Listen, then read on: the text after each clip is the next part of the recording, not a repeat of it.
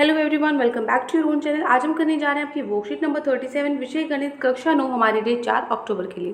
तो चलिए शुरू करते हैं। आज की वर्कशीट में हम पढ़ेंगे अपना चैप्टर पार्ट है जो हमारा आंकड़ों का संग्रह है। क्या होता है आंकड़ों का संग्रह? देखो, हमने अपनी क्लास में ये देखा होगा कि जो हमारी टीचर है वो रजिस्टर में रोज़ की रोज़ अटेंडेंस लेती है ना, उपस्थिति देखती है कि एब्सेंट या प्रेजेंट लगाती है, या फिर टेस्ट होते हैं या फिर परीक्षा होती है तो उसमें कितने कितने नंबर आए हैं कितने बच्चों के, उसका रिकॉर्ड रखती है। ठीक है, तो इसी प्रकार आपने अपने जो क्रिकेट का स्कोर बोर्ड भी देखा होगा। ठीक है, तो ऐसा ही स्कोर बोर्ड यहाँ पे दिखाया हुआ है। क्या दिखाया हुआ? वहाँ पे गेंदबाज का नाम, ओवर, मेडन ओवर, दिए गए रन और लिए गए विकेट्स। तो जो गेंदबाज ए है ना, उसने 10 ओवर में, ठीक है, मेडन ओवर 2 थे, उसमें 40 रन बनाए हैं, 3 विकेट ली हैं। ऐसे ही बी ने 30 रन बनाए हैं, 2 विकेट ली हैं। तो ये पूरा रिकॉर्ड है एक।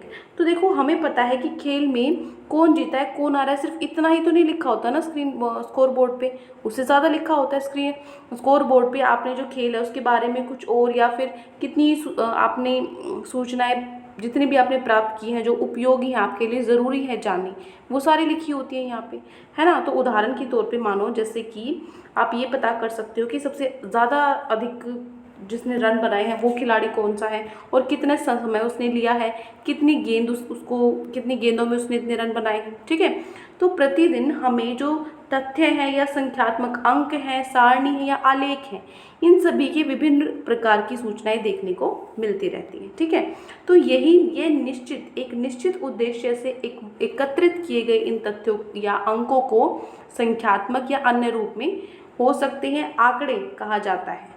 अर्थात आंकड़े संख्याओं की वे संग्रह हैं जो कुछ सूचनाएं देने के लिए एकत्रित किए जाते हैं। मतलब ऐसी इंफॉर्मेशन इकट्ठा करना, ठीक है, ऐसे सूचनाएं इकट्ठा करना जो महत्वपूर्ण है, ठीक है ना, वो क्या हो जाते हैं? आंकड़े। ठीक है, संख्याएं ज़्यादा होती हैं, ऐसी संख्याएं इकट्ठा करना। ठीक है, मान लीजिए अर्थ है जो पूर्ण सूचनाएं उपलब्ध करने से संबंधित अध्ययन गणित की जिस संख्या में शाखा में किया जाता है उसे संख्यायिकी स्टैटिस्टिक्स कहा जाता है। मतलब आपको जो इन चीज़ों के पढ़ने की, आपको जो ये पढ़नी है, आपको जो पूर्ण सूचनाएं हैं, इन्फॉर्मेशन आपने जो इकट्ठा किया है, अगर हम उसको मैथ्स में पढ़ते हैं तो मैथ्स में उस ब्रांच को हम क्या बोलते हैं? सांख्यिकी बोलते हैं। ठीक है, स्टैटिस्टिक्स बोलते हैं। तो हमारे डेली लाइफ में डेली कुछ संख्याएं, आकृति हैं, नाम वगैरह हैं, जिनसे संबंधित अनेक प्रकार की सारणी जो टेबल है वो हम देखते हैं। तो ये सारणी हमें आंकड़े उपलब्ध कराती है। तो इन आंकड़ों से संबंधित कुछ और समझते हैं बेहतर तरीके से, कुछ एक्टिविटी से। ठीक है, तो यहाँ पे 2 एक्टिविटी आपको दी है। पहले वाली क्या है? अपनी कक्षा के किन्हीं 20 विद्यार्थियों की लंबाई सेंटीमीटर के आंकड़े संग्रह करके एक तालिका में बनाइए। आपकी क्लास में जो बच्चे हैं ना, उनकी हाइट आपको करनी है। मान लीजिए आपकी क्लास में एक बच्चा है, जैसे है यहाँ पे निशा है। ठीक है, निशा की हाइट है 151 सेंटीमीटर। ठीक है, फिर आप गए दिनेश के पास, दिनेश की या तो आपने खुद माप लिया, उससे पूछ ली। ठीक है, दिनेश की हाइट है आपके पास 155 सेंटीमीटर। ठीक है, ऐसे ही 20 बच्चों की हाइट आपने लिख ली। ये तो हो गई आपकी पहली एक्टिविटी। दूसरी क्या है? अपनी कक्षा में पिछले 1 सप्ताह से अनुपस्थित रहे विद्यार्थियों की संख्या के आंकड़े संग्रह करके एक तालिका में लिखना है। पिछले हफ्ते में कितने बच्चे रोज एब्सेंट थे वो आपको लिखना है। जैसे कि सोमवार, ठीक है, सोमवार को कितने बच्चे उपस्थित एब्सेंट थे? 8 बच्चे छुट्टी पर थे। ठीक है, फिर हम लिखेंगे मंगलवार। ठीक है, मंगलवार को 11 बच्चे छुट्टी पे थे। ऐसे ही सोमवार से शनिवार तक हम सारे बच्चे लिख लेंगे। तो यहाँ पे अब हमारे पास 2 टेबल थी, दोनों में हमने टेबल बना ली। तो देखो, जो पहली एक्टिविटी थी ना, इसमें आपने खुद ही अपने दिमाग में ये निश्चित उद्देश्य रखा कि सूचनाओं को एकत्रित किया, और इस प्रकार एकत्रित किए आंकड़ों को हम क्या बोलते हैं? प्राथमिक आंकड़े। मतलब आपने अपने लेवल पे कर लिया ये, आपने खुद बच्चों को क्या कर दिया, अपने दिमाग से आपने या तो उसको मापा, ठीक है, या फिर आपने उससे पूछा और यहाँ पे लिख दिया। ठीक है, आपने खुद अपने आप जो कार्य किया है तो वो प्राइमरी डाटा हो गया, प्राथमिक आंकड़े हो गया। लेकिन जो दूसरा है ना, यहाँ पे देखो, क्या आप खुद बता सकते हो रोज की रोज? आप अटेंडेंस तो आपकी टीचर लेती है, आपको क्या पता कौन बच्चे कितने छुट्टी पे थे?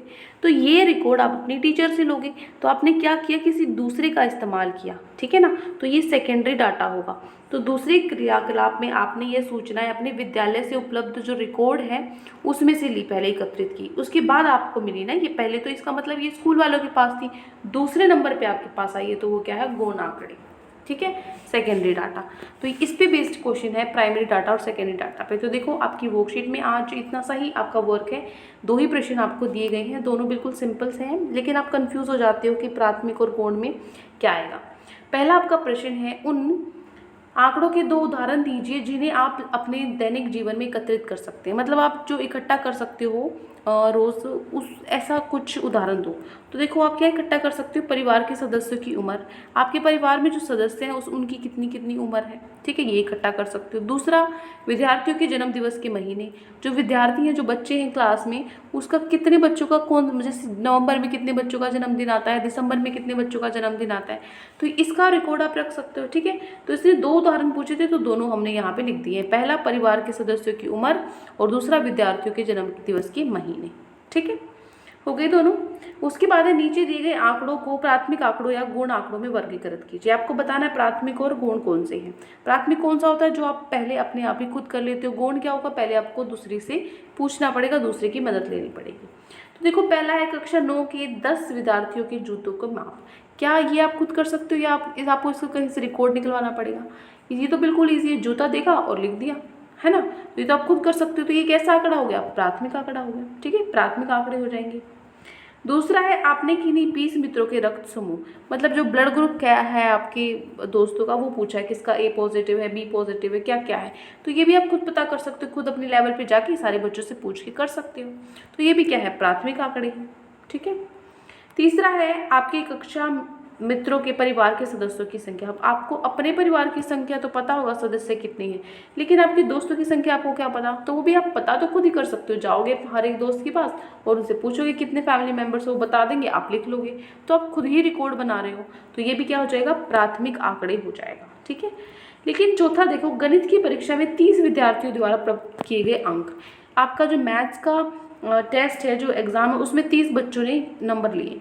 तो देखो आपके पास थोड़ी रिकॉर्ड है, वो टीचर तो मैम के पास होगा, है ना। तो ये आप खुद नहीं कर सकते, ये आपको अपनी मैम से लेना पड़ेगा। तो आप क्या, ये कैसा हो जाएगा, गौण आंकड़े हो जाएगा। ठीक है, ये आपका काम नहीं है, आपकी टीचर का काम है, वो रिकॉर्ड देंगी और तब आप अपने पास अपना रिकॉर्ड बनाओगे। तो सेकेंडरी हो जाएगा गौण आंकड़ा। ठीक है, सेकेंड नंबर पर आपको डाटा मिला है।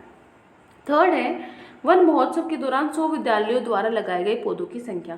वन महोत्सव के दिन 100 जो स्कूल हैं, इन्होंने अपने अपने स्कूलों में पौधे लगाए थे। तो ये आप प्राइमरी प्राथमिक आंकड़े आ जाएंगे, गौण आंकड़े आ जाएंगे। अब देखो आपको तो नहीं पता, आपको अपने स्कूल के तो पता होंगे, लेकिन दूसरे के स्कूल के आपको क्या पता।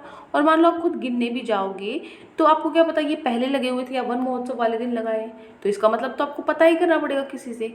तो फिर से क्या हो जाएगा, आपसे पहले किसी और को प्राप्त हुआ, अब सेकेंड नंबर पर प्राप्त हुआ है, तो सेकेंडरी डाटा या फिर आप बोल सकते हो गौण आंकड़े इसके अंदर आ जाएगा। अब आपको अंतर पता चल गया कि जो प्राथमिक आंकड़े और गौण आंकड़े में क्या फ़र्क है। जिसको जिसको समझ में आया है, एक लाइन में आप कोशिश करो, अच्छे से तो नहीं बता पाओगे, लेकिन कोशिश करो एक लाइन में बताने की प्राथमिक आंकड़े और गौण आंकड़े में क्या अंतर आपको समझ में आया है। ठीक है, इन एग्जाम्पल से क्लियर।